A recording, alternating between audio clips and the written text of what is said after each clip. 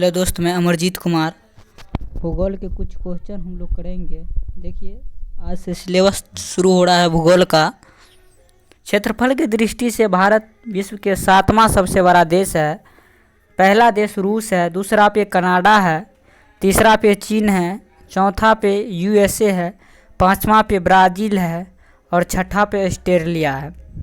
सातवां पे भारत है और आठवां पे अर्जेंटीना है। तो इस प्रकार से हम सीरियल से याद कर लेंगे। भारत का कुल क्षेत्रफल 32,87,263 वर्ग किलोमीटर है, जो विश्व के कुल क्षेत्रफल का 2.4% है। भारत का विस्तार 8.4 डिग्री से 37.6 डिग्री उत्तरी अक्षांश तक। उत्तर में पूछेगा तब 8 डिग्री से 37 डिग्री के बीच जाना है, जबकि पूर्वी में पूछेगा तो यह 68.7 से 97.25 पूर्वी देशांतर तक उपस्थित है। भारत का पूरब से पश्चिम तक विस्तार 2933 किलोमीटर है, जबकि उत्तर से दक्षिण का विस्तार 3214 किलोमीटर है।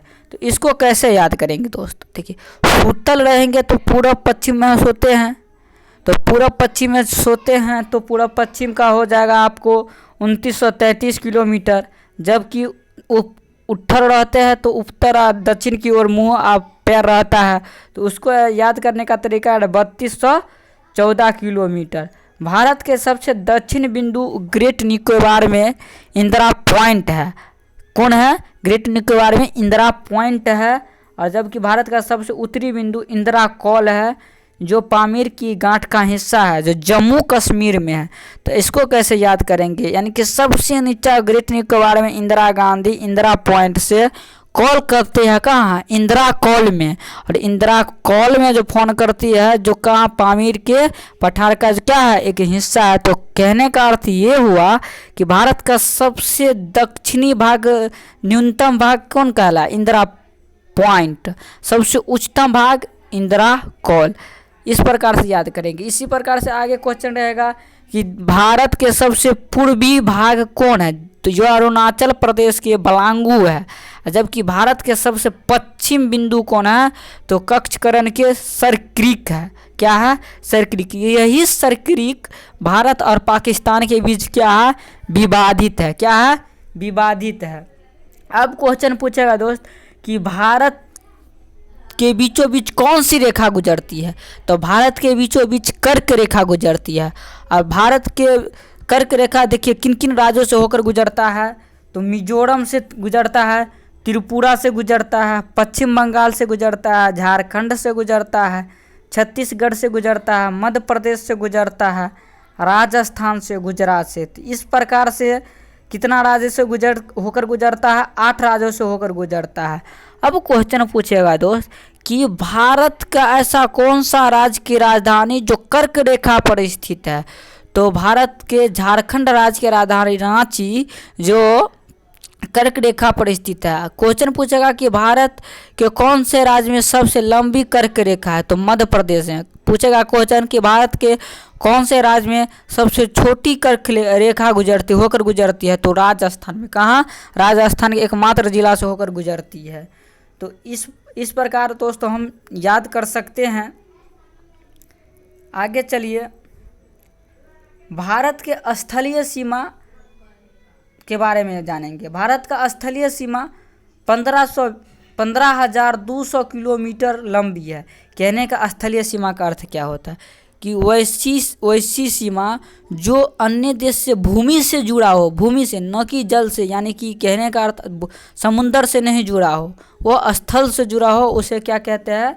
स्थलीय सीमा कहते हैं। जो स्थलीय सीमा 15,200 किलोमीटर लंबी है। चीन की स्थलीय सीमा 24,000 किलोमीटर लंबा है। भारत का सबसे बड़ा स्थलीय सीमा किस देश के साथ लगता है? तो बांग्लादेश के साथ लगता है। कितना? 4096 किलोमीटर लंबी है।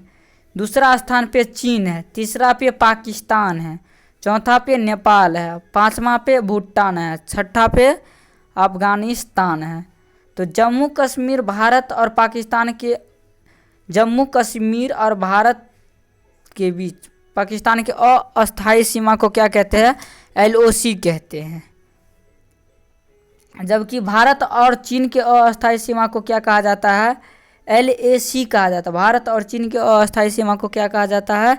LAC कहा जाता है। हम लोग तो भारत और पाकिस्तान के बीच जो जम्मू कश्मीर में सीमा LOC के बारे में तो जानते हैं, लेकिन भारत और चीन के बीच बहुत कम लोग जानते होंगे कि LAC सीमा लगाता है। क्या है सीमा का नाम? क्या LAC है।